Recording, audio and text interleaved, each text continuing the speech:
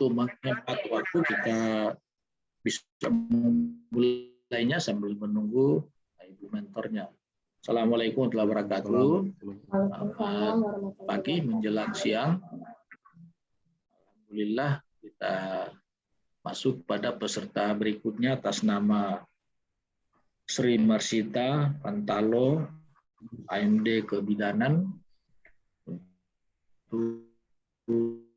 Saya menyiapkan dulu Bapak Ibu teristimewa, Bapak penguji di Zoom ini, Bapak Ibu teman-teman dari BKP SDM maupun dari WBSDM, dan teristimewa para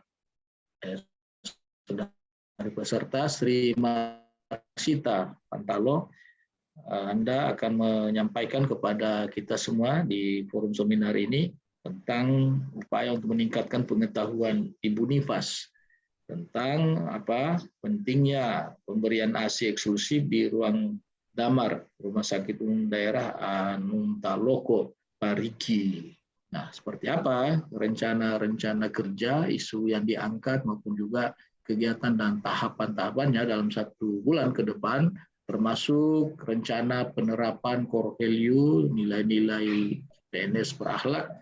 Silahkan disampaikan secara tuntas, namun dengan waktu yang sangat singkat tentunya, 8 menit dari sekarang saya berikan kesempatannya. Silakan dari peserta. Ya, terima kasih atas kesempatan yang diberikan kepada saya. Izin saya screen, Pak.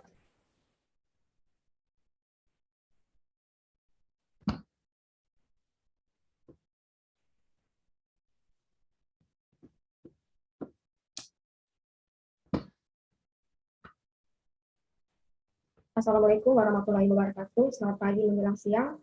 Terima kasih atas kesempatan yang diberikan kepada saya. Yang saya hormati Bapak Penguji, Bapak Andi Bakti Gunawan, SSTT. Yang saya hormati Coach Bapak Abu Bakar Al-Madali, SE, FSI.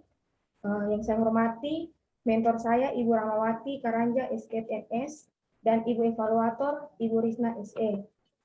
Perkenalkan, nama saya Sri Marsita Pantalo, AMD Cap, jabatan sebagai Bidang Pelaksana atau Bidang Terampil, Unit Kerja RSUD Anung Taloko Parigi, nomor daftar hadir nomor 22.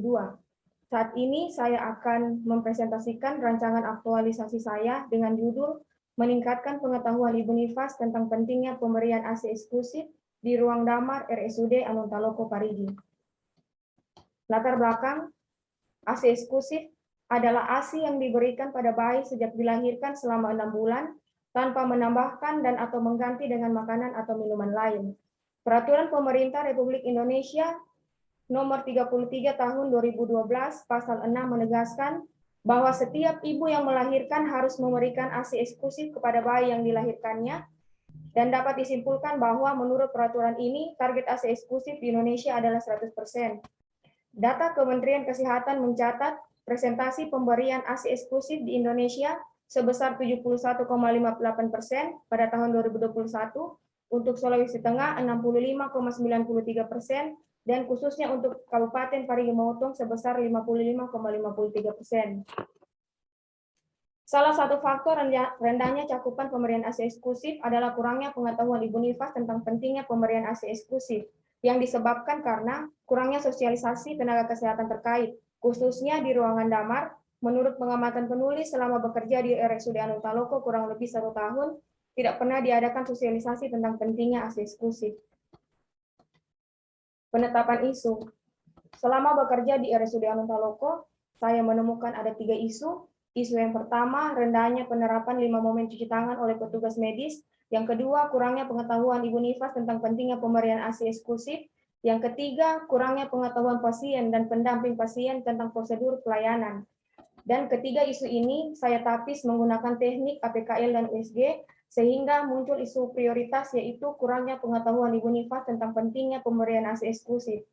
Dan saya mengambil gagasan pemecahan idenya, yaitu meningkatkan pengetahuan Ibu Nifas tentang pentingnya pemberian ASI eksklusif dengan menggiatkan kembali kegiatan penyuluhan oleh bidan, pemanfaatan poster dan leaflet di ruang damar RSUD Anung Taloko Parigi.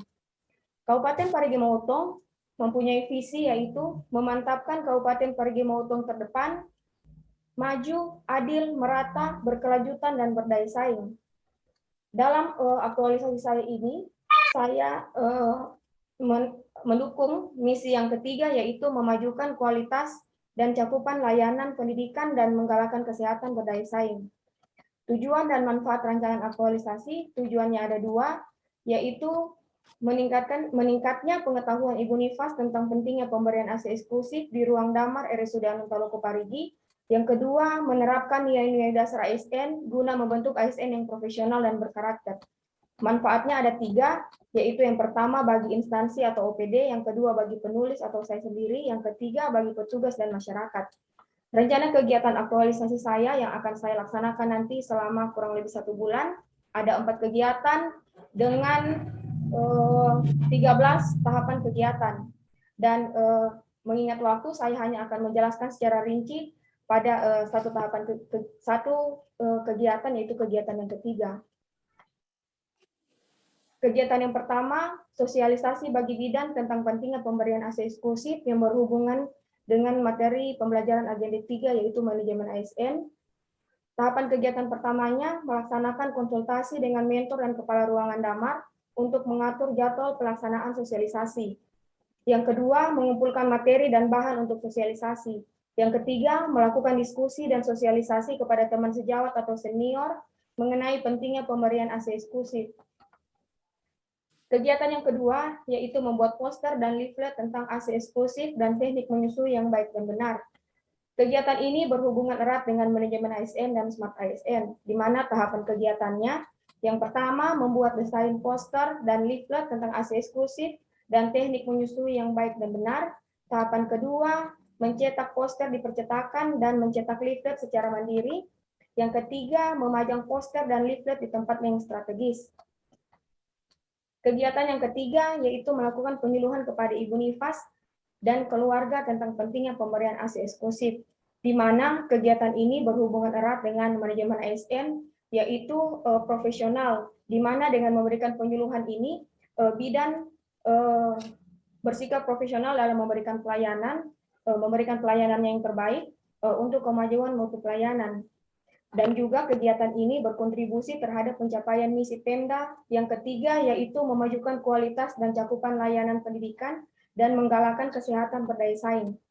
Dan aktualisasi nilai dari kegiatan ini akan memperkuat nilai OPD, yaitu berorientasi pelayanan, akuntabel, kompeten, harmonis, dan kolaboratif.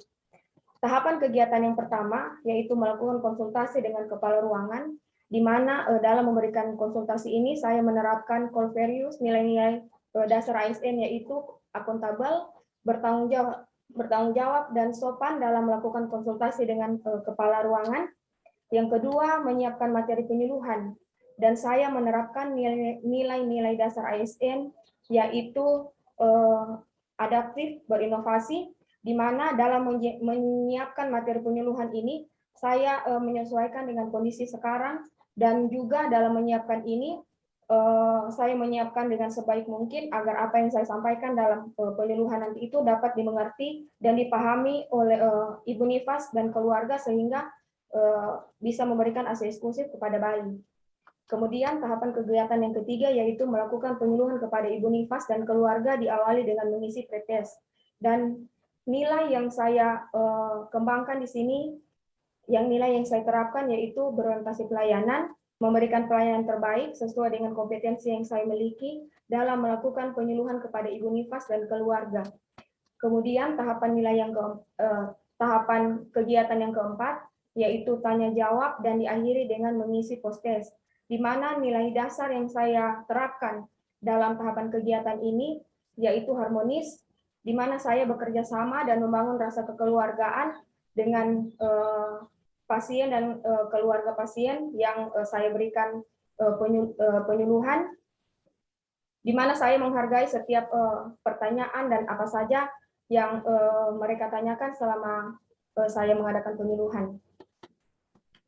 Kemudian kegiatan keempat yaitu evaluasi kegiatan, di mana kegiatan ini berhubungan dengan manajemen ASN. Tahapan kegiatan yang pertama yaitu mengumpulkan data dan hasil kegiatan yang telah dilaksanakan. Yang kedua, melakukan evaluasi kegiatan dengan melihat hasil pre dan post test. Yang ketiga, melaporkan hasil evaluasi pada mentor. Ini jadwal rencana pelaksanaan kegiatan saya, di mana pada kegiatan yang pertama nanti akan saya laksanakan pada minggu yang pertama. Untuk kegiatan yang kedua, saya laksanakan pada minggu kedua. Kegiatan ketiga saya laksanakan pada minggu ketiga, dan kegiatan keempat saya laksanakan pada minggu keempat. Terima kasih.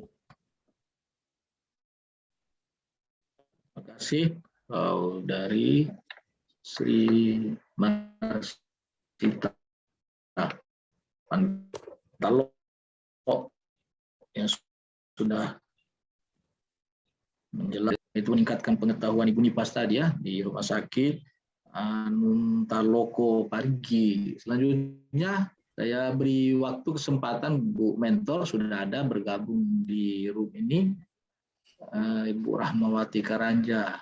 Bisa diberikan sedikit dukungan penguatan terkait apa yang direncanakan oleh Saudari Sri Marsita Pantalo. Silakan Ibu Mentor. Ya, baik. Terima kasih atas yang diberikan pada saya. Assalamualaikum warahmatullahi wabarakatuh. Yang saya hormati Bapak Coach,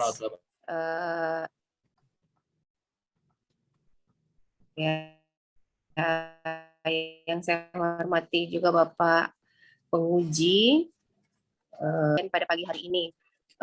Yang dibuat oleh Sri, kegiatan ASI eksklusif sangat baik.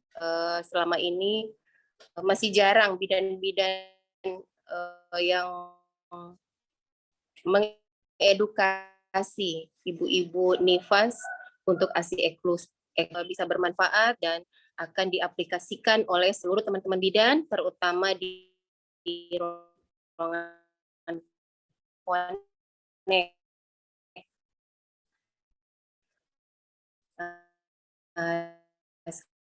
Sekali lagi, Bu Lancar dari saya. Assalamualaikum warahmatullahi wabarakatuh. Waalaikumsalam warahmatullahi wabarakatuh. Terima kasih Ibu Mentor, dan tentu yang paling diharapkan oleh Saudari Sri Marsita adalah dalam 1 bulan ke depan Ibu tetap memberikan dukungan, membackup apa yang dilaksanakan ke depan ini. Selanjutnya Pak Penguji, Pak Andi Bakti Gunawan, mohon kesediaannya Pak untuk memberikan saran masukan, mungkin juga ada pertanyaan-pertanyaan klarifikasi, bisa berdialog secara langsung tentunya dengan Sri Marsita. Silakan. Baik, terima kasih. Assalamualaikum warahmatullahi wabarakatuh. Selamat pagi. Waalaikumsalam warahmatullahi wabarakatuh. Yang saya hormati Pak Coach, Pak Terima kasih banyak. Ya. Yang saya hormati Ibu Mentor, Ibu Rahmawati Karanja. Yang saya hormati rekan-rekan dari BKPSDM Kabupaten Parigi Motong. Yang saya hormati rekan host dari BPSDM dan yang saya hormati juga Pantalo. Sehat Bu Sri? Sehat Pak. Halo Ibu Sri, sehat? Ya, sehat Pak. Sehat ya. Baik, sehat dan terus semangat ya. Baik, yang pertama barangkali ucapan terima kasih untuk Ibu Mentor atas kehadirannya, tentunya di tengah-tengah kesibukan Ibu Mentor masih sempat untuk menghadiri ujian rancangan aktualisasi oleh peserta kita pada hari ini. Tentunya seperti yang disampaikan Pak Coach tadi, dukungan dan bimbingan tentunya sangat diharapkan untuk peserta kita dapat menyelesaikan seluruh rangkaian kegiatan yang sudah direncanakan kurang lebih 1 bulan ke depan, dan mudah-mudahan kita bisa ketemu lagi di 1 bulan ke depan untuk ujian aktualisasi atau ujian akhir. Baik, terima kasih untuk dukungannya Bu Mentor. Untuk peserta Ibu Sri Marsita tadi sudah dipaparkan mengenai rencana kegiatannya dan yang melatar belakangi munculnya rencana itu seperti apa. Secara penulisan tentunya sudah cukup baik ya, Ibu Sri Marsita sudah cukup baik dalam penulisan atau dalam naskah ya, naskah. Namun ada beberapa tambahan dan masukan ya, masukan saran nanti saya minta dicatat saja Ibu Sri Marsita. Saya panggil Ibu Sri saja Bu ya. Iya Pak. Yang pertama nanti diperbaiki ini penulisan nama dari Pak Kepala Badan kami Pak Adit Joyo ya, pakai D dia, pakai Adit Joyo, pakai DID Joyo ya, jangan sampai keliru ya penulisan namanya beliau. Kemudian rupanya sudah ada pelantikan kemarin dan sudah diganti Pak Mawardin, sudah bukan lagi PLT Kepala Badannya, jadi sudah diganti oleh Ibu siapa itu? Nanti silakan dikonfirmasi ke teman-temannya. Sudah diganti Kepala Badan BKPSDM Parigimo. Kemudian yang selanjutnya tadi sudah dipaparkan tentang latar belakang dari kegiatannya, sudah cukup infonya sudah, datanya sudah cukup lengkap ya, untuk data sudah cukup lengkap. Namun saya minta sedikit ditambahkan adalah kondisi yang diharapkan ya. Kondisi yang diharapkan seperti apa setelah Ibu melakukan kegiatan ini, apa harapan Ibu Sri, apa harapan Ibu setelah melakukan kegiatan ini? Silakan dituangkan di pendahuluan di bagian akhir ya. Di bagian akhir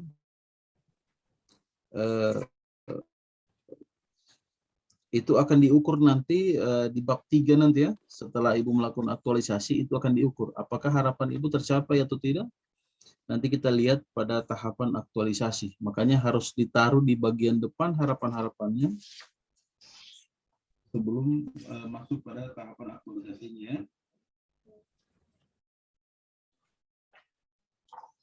Baik, yang kemudian kita masuk di kegiatan ya.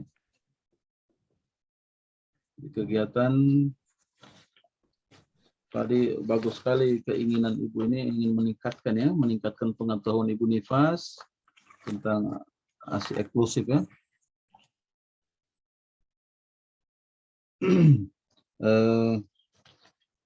Di sini saya ingin sedikit barangkali Ibu paparkan barangkali secara singkat saja, walaupun sudah tadi saya dengar tadi sebagian, paparkan sedikit barangkali di yang singkat-singkat saja di kegiatan tahapan pertama ya, kegiatan pertama tahapan pertama di tahapan pelaksanaan konsultasi. Di situ ada keterkaitan nilai ya, terkaitan nilai berakhlaknya, ada akuntabel dan kolaboratif. Mungkin bisa dipaparkan sedikit seperti apa implementasinya atau habituasinya nanti Bu Sri, silakan. Ya, dalam melaksanakan konsultasi ini saya menerapkan nilai akuntabel di mana dalam melakukan konsultasi saya bersikap jujur terhadap apa saja nanti kegiatan yang akan saya laksanakan. Dalam hal ini yaitu sosialisasi kepada bidan-bidan. Terus saya juga bertanggung jawab terhadap apa yang saya konsultasikan kepada mentor dan kepala ruangan, serta saya juga bertanggung jawab dalam menyiapkan kegiatan ini.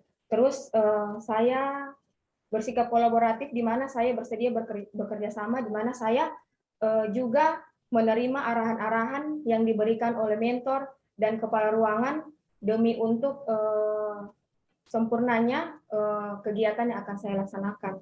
Terima kasih Pak.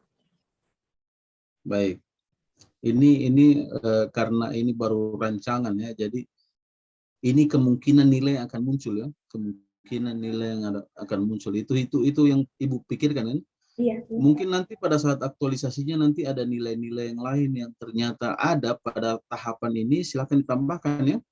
Bisa saja ada karena ini Anda melakukan pertemuan dengan Ibu mentornya, bisa saja muncul nilai harmonis di dalamnya ya, loyal mungkin bisa muncul.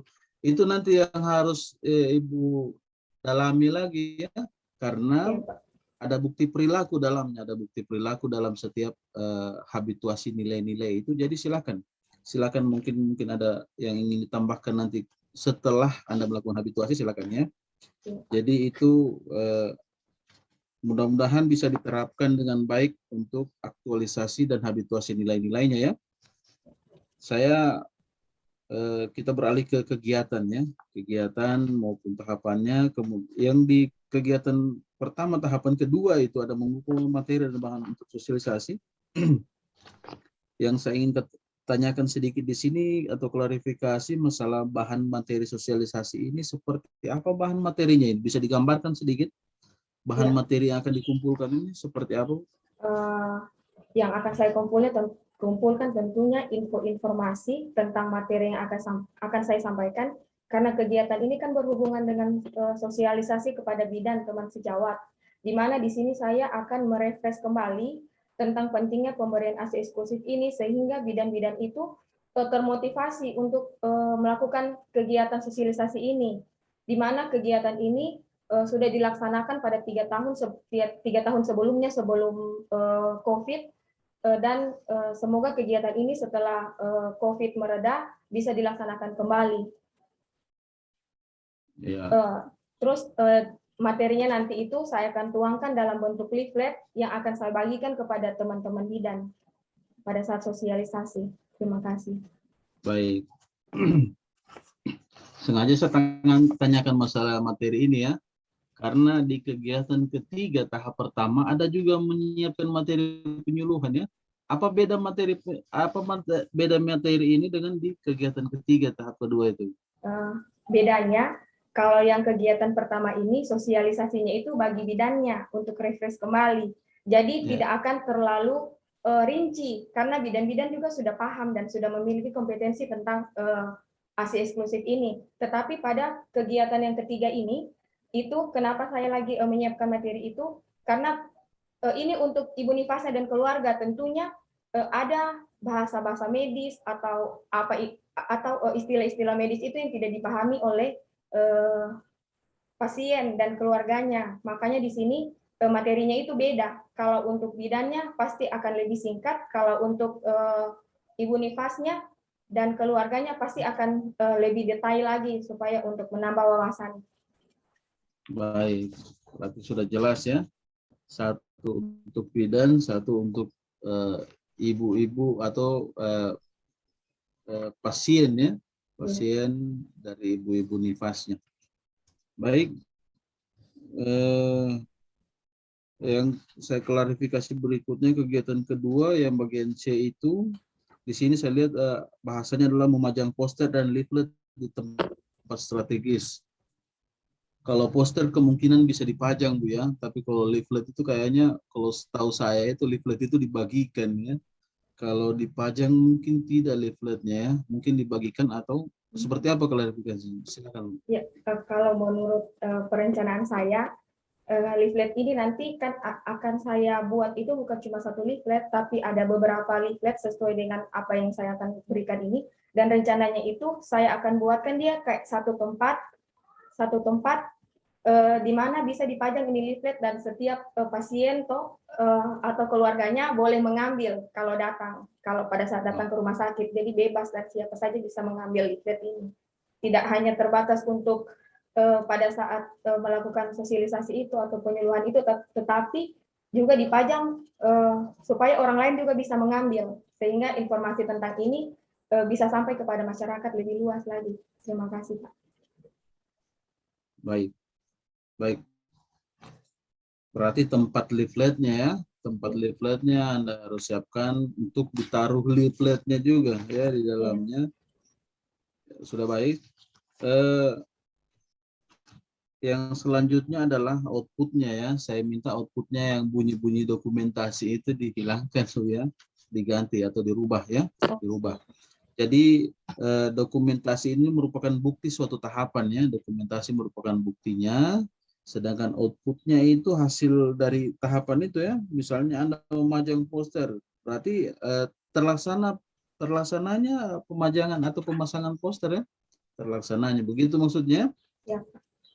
Jangan dokumentasi poster. Dokumentasi itu ada di bukti nanti ya. Silakan nanti ditambahkan di bab 3-nya nanti itu dokumentasi sebagai bukti ya. Baik, selanjutnya ya. Di sini di kegiatan ketiga bagian C. Di sini saya ingin klarifikasi ini, Ibu melakukan penyuluhan kepada Ibu Nifas dan diawali dengan melakukan pretest. Pertanyaannya, Ibu dari awal kan tidak ada kegiatan untuk membuat lembar pretest atau ada tersembunyi di mana tahapannya ini? Silakan. Ya, tahapannya Pak sudah dalam kegiatan kedua ini menyiapkan materi penyuluhan sekaligus juga dengan menyiapkan materi untuk pretest. Karena kan pretest ini gunanya untuk mengukur pengetahuan. Jadi saya siapkan dia di kegiatan yang kedua, tahapan kegiatan yang kedua. Ya. Berarti ditambahkan bahasanya di tahapannya. Menyiapkan bahan materi penyuluh sekaligus dengan lembar pretestnya atau lembar evaluasinya ya.